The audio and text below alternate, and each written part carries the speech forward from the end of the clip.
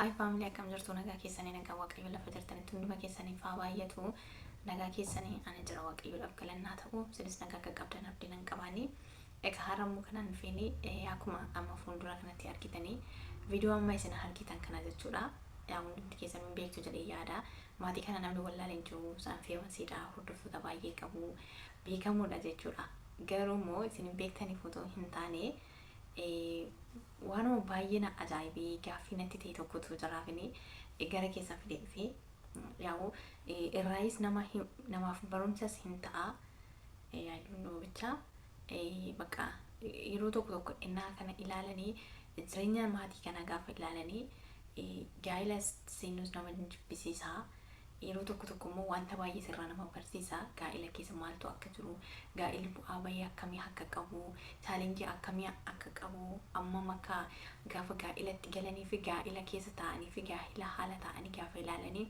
amma makka garaagarummaa qabu chaalenjiin gaa'ilaa maal akka ta'e amma akka aarsaa nama kan falchiisu wanta kana sirraa hin barannaa irraa nama hin barsiisa garuu immoo yeroo tokkosii gaa'ila keenya keessatti gaafa nama sadaffaa galchinu gaa'ila keenya keessaa namni sadaffaan gaafa galee gaa'illi suni maal akka ta'u inni immoo ijaaramaa deemamu jabaataa deemamu gaa'illi jaalalli gaa'ila sana jidduu jiru jabaataa deemamu yerrataa deemamu maaltu ta'aa deema wanta jedhusi irraa nama barsiisaa jechuudha.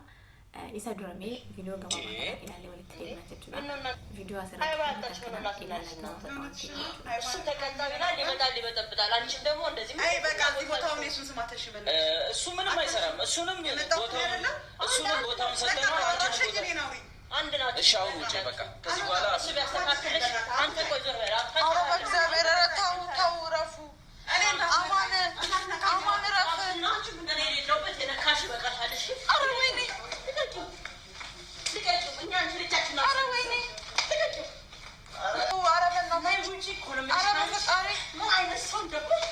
ወይኔ ጉዴ ፈላ አስወጣት እሺ አረ በፈጣሪ እሺ ወይኔ አረ በፈጣሪ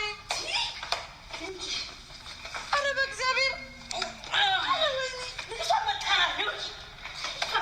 ወይኔ ጉዴ ፈላ አረ በጌታ ወይኔ ጉዴ ፈላ አረ በእግዚአብሔር ሳማንሻለሁ ታብዬ ወጥቼ መጣም እንዳልመስልሽ ወይኔ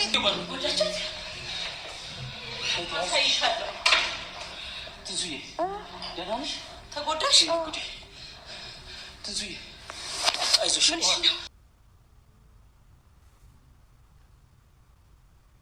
ያው ቀባምሊ አርግተኒ ለቪዲዮ kana jedhee yaada viidiyoo kanarraa ani maalan hubadhe maalan baradhe jedhee yoo nan isinitti hime hin beektu samoona maazariin haala zariini baay'ee mana hidhaa keessa akka turte gaafa mo'achi baatu baay'ee aartee humnaa ol aartee akka turte viidiyoo dhengadaa kaleessa dhengadan fakkaata dhengadarratti argitanii jirtu isaan dura jireenya ijoollee kana utoo akkanan ta'ini haadhi alaazarii kun alaazariin baay'ee akka jaalattu akka abbaa malee guddistee qofaashee abbaa taatee akka guddistee singil maamii taatee akka guddistee miidiyaa biraarratti kana dura dubbattee turte innis immoo akka hundumaa caalaa haadha isaa kana baay'ee akka jaalatu hin dubbata yeroo hundumaa iyyuu hin dubbata ishiinis hin dubbattee jechuudha dubbattee turte miidiyaa irratti kana dura inni akkuma jirutti ta'ee ijoollee kana kan wal barsiisee mataa isheetiin ishiidha jechuudha Tinsuun fi Alaazariidhaan kan wal barsiisee ishiidha malee ijoolleen kun ofii isaaniitiin fedha isaaniitiin wal arganii ofii isaaniitiin wal jaalatanii wal kaadhimmatanii sadarkaa kanarra qaqqabne kan wal barsiisee ishiidha.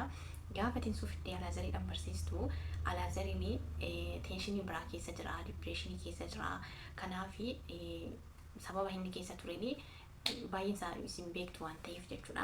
Yaa jireenya isaanii hundum isaanii viidiyoo irraa waan ta'eef jechuudha kanaan akkana isin hin jedhe dura nama biraa faana rileeshinii uumee nama sana faana gaafa adda ba'u imoosheen ta'e naamna ture isaati sana achiin immoo ishiin fiddee Alaazariin isaatii kanatti teenshinii kana keessaa kan baasu haala nama keessa jiru kana keessaa kan baasu si'ii fi si'ii qofa waan ta'eef ani dabarseetii sitti laadheera jettee saatii sana maazariin Alaazarii kuni Tinsuun fiddee Alaazariitti kenniti.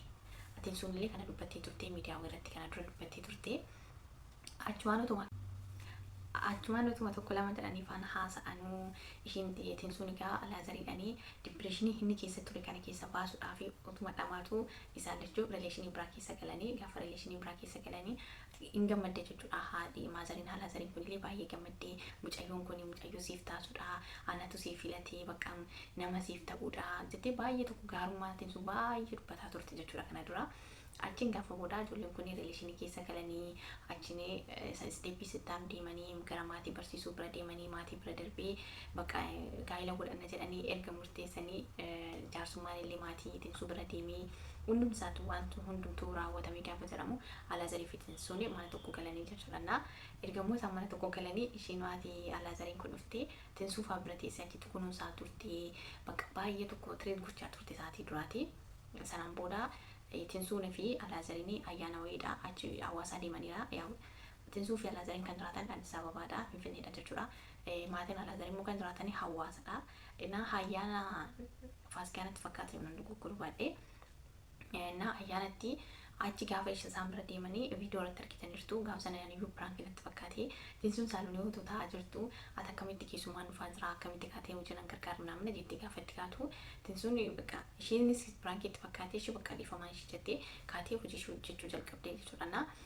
Achirratti sababni salmaan ka'ee tokko lama jedhanii kaanii achittis walitti bu'anii Tinsuun deemtee gara Finfinnee dhuftee achiin Alaazariin gara masaa ishee hordofee gaafa inni dhufu Maazariin isaa kun hordoftee hin dhuftee jechuudha. Gaafa dhuftu utuma tokko lama jedhanuu dhiibbaa hamma kanarra waliin gahanii kanaan booda hillii wal qabatanii sana keessatti hillii wal qabatan sana keessatti ani garuu kanan baay'ee taasisabe jechuudha. Alaazariidha maaliifini erga abbaa manaa ta'ee erga gaa'ila dhaabbatee bakka mana tokko manaa jiraan godha jedhee erga murteessee akkamitti mana isaa manaa gochuu dadhaba. Inni garuu ofiisaa nama konfiidensii hin qabne jettee isheen Tinsuun nama konfiidensii hin qabnee fi da'uun barbaadu jettee kan dura dubbattanna. Dhiira erga ta'ee erga abbaa manaa ta'ee konfiidensii mataa isaatii qabaatee manaa gochuu danda'a jechuudha mana isaa. Maaliifini maatiin bakka kanan biraadha bakki haadha manaas bakka kanan biraadha jechuudha. Gonkumaayyuu haadha manaa innaa maatiin bakki maatii kanan biraadha bakki haadha manaa kan biraadha malee haadhi isaatii fi haati manaa isaa gonkumaa waliin kompeer gochuun wanta hin fakkaannedha kun jechuudha. Wanta baay'ee nama jibbisiisaadha. Inni kanan biraa immoo nama sadaffaa fidee gaa'ela isaa jidduu galchuudha. Maaliifini amma ijoolleen kun wal dhabdee hin qabanii wal jaalatu jaalala malee jibbi jidduu isaanii jiru. Garuu gaafa haadhi isaa kun dhuftee jidduu isaanii kana huuba buustee jidduu isaanii kanaatti waan hin taane humtee isaan lamaan addaan baasuudhaaf yaaltu Alaazariin kana ofiisaatii fi kontirool gochuu qaba ture. Maaliifini kun jireenya godhaa already jireenya godha jedhee ergan jalqabee ergan itti galee taa'aadheeti kanaa itti galee ergan taa'aadhee ati bakka haadhaa si bakka haadhummaan kee achumatti kun mana godha jedhee inni ofiisaatii fi mana gochuu danda'uu qaba ture. Inni garuu gaafa haati akkas jetteen haadha faana gaafa garana jetteen garas gaafa garana jetteen garasinnaa nama dhaabbii hin qabne nama ofitti amanamummaa hin qabne wayinatti fakkaata jechuudha. Isa keessa darbee garuu anaan kan nama rarte Tinsuun baay'ee na gaddisiiftee dhugaa dubbachuutu baay'ee nama rarte. Maaliifini keessattuu hamma immoo erga ulfooftee sa'aatiin kun sa'aatii itti ishiin tireet godhamuu qabdudha malee sa'aatii ishiin itti chaalenjii guddaa itti dabarsitu miti. Isaan immoo lama ta'anii inni dheeraa ta'ee ishiin haadha taatee fi gaafa mucayyoo kanarratti duula dhugaa baay'ee tokko na gaddisiiftee mana dhiistee fi gaafa baatee ruumii deemtutu jira. Ruumis immoo gaafa ishiin deemtu ruumis hordofanii dhuma deemu biraa hin hafanii garuu dhugaa dubbachuutu baay'ee na gaddisiiste. Nama obbraan qabdu jettaniiti humtuu ishee biraan jiru namni ishee deeggaru ishee biraan jiru jettaniiti yoo isheen jettee dubbatu fa'i dhugaa baay'uma tokko na gaddisiiftee dhugaadha. Namni dugda duuba namaa siin ilaala natti fakkaata. Garuu namarra immoo kan hundumaa caalu waaqayyoodhaan qabdi malee na gaddisiifte jechuudha. Dhugaa dubbachuutti gaafa lama ta'anii akkasitti irratti duulanii jedhanii otoo beekanii inni otoo beekee bakka hunduma isaaniitu iyyuu bakka isaanii qabsiisuu danda'u qaba ture. Ergamoo hin dandeenye inni rakkoo mataa isaatiidha. Waaqayyoon immoo ishee hin ganneeti kunoo ilma indootii eessuma ishiidhaa baasee fi amma kan bukkee jiru ammaan kan jedhamu kana jechuudha. Inni immoo dhufee miidhama ishii kana argee ishiin silayyuu dura namaan itti madduun qabu miidhama godhattee isa ishiin dhofkattee miidhamaa jiraattu irratti argee gargaaruu dhufee gargaara harkitaniira.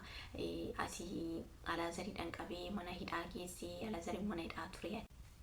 Alaazariin engadda yoo mana hidhaatii ba'u argitaniirtu nama fakkaatu mataa irraa muranii bicha isinitti waan hin barbaanne garuu achi keessatti qaxxaamee of argee ba'umsa waan gaariidha jechuun lammataa ittiin deebi'u akka balleessa sanatti lammataa hin deebine akka dubartii hin miine hin taasisa. Inni garuu of argeera jedheera mataa isaatiin iyyuu of argeera ani balleessaa itti balleesseera kanaaf balleessaa koo amma beekeera ifa mana afaa guutuu jedheera. Amaaniinis immoo mallatteessee ba'ee yoo lammataadhaan isheetti dubbate hidhaa waggaa 3 hanga waggaa 5 itti murtaa'a jedhee dubbateera jechuudha viidiyoo irratti. Innaa kaleessa immoo gaafa haadha isaa baasu haadha isaa akkamitti na dhiisisu akkamitti na eegsiftu akkamitti maal ta'u kana boodadha bakka xoorinnatiin ka'uu namna jettee yoo isheen amaanis immoo dhagaa fudhattee yoo itti darbattu namna argitaniira. Innaa amaaniin immoo ani sitti dubbachuu hin barbaanne kanaaf jedhee hin dhiisee jechuudha. Maaliif inni ishiin kaayyoon ishee yaagaa sa'aatii kana dubartii rukutuun adabbii akka ta'e hundumti namaayyuu hin beeka. Ishiin na haa rukutuu na haa tuqu gaafa sana akkuma inni na dhiisiseen anis isa jettee isa kaayeffattee ka'uun ishee waan oole miti.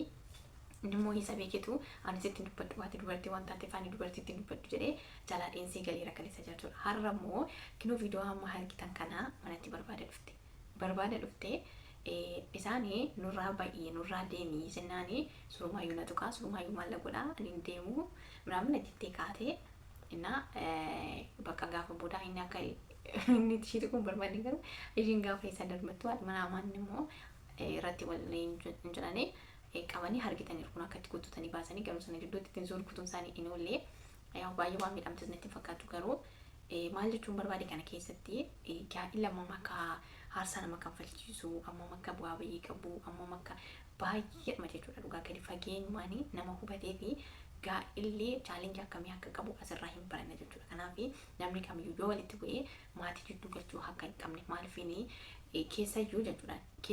Keessattuu nama biraarraa maatii faamilii garalachuu gaa'ila of keessa galchuun gaarii miti maaliifini jibbaa footoo hin taane fakkeenya fi namni warri wal lolan suni ijoollee wal lolan suni namni wal jaalate kamiyyuu walitti bu'aa namni walitti bu'u hin jiraatu gonkumayyuu hin jiru miilli fi miilliyyuu mata kanaaf gaafa walitti bu'anii gaafa walitti bu'ee wal dhabdee isaanii kana maatii biraan gahanii maatiin suni dhaga'anii maatiin gara ishiisaa ta'u maatiin gara isaasaa ta'u gaafa dhaga'anii wanta har'a uumame kana har'a taate kana maatiin gara lachuu hin irraanfatan jechuudha. Maaliifini waanuma yeroo hundumaa isas yoo ta'e ishis yoo ta'e akkasumatti abbaan miidhasuun miidhama jiraatu itti fakkaata.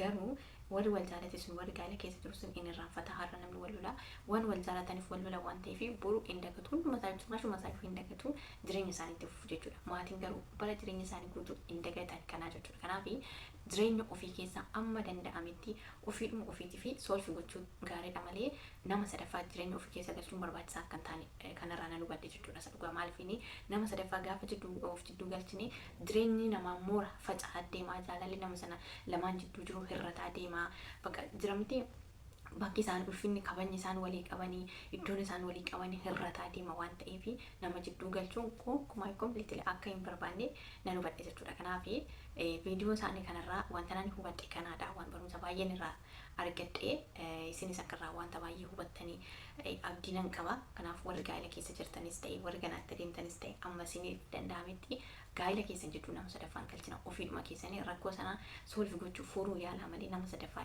jidduu galchina si'a tokko galchina si'a lama galchina 3 4 5 akkasuma bakka barame waan ta'eef yeroo hundumaayyuu gaa'ela sana jidduu namni biraa akka galu gaa'elli sun ofiidhuma isaatiin isin affeera jechuudha. Kanaaf isin bakka hin laatina nama sanaaf dabarsitanii nama sadaffaadhaaf bakka hin laatina ofiidhuma keessanii wanta furamu qabu furaan isiniin jiraadha.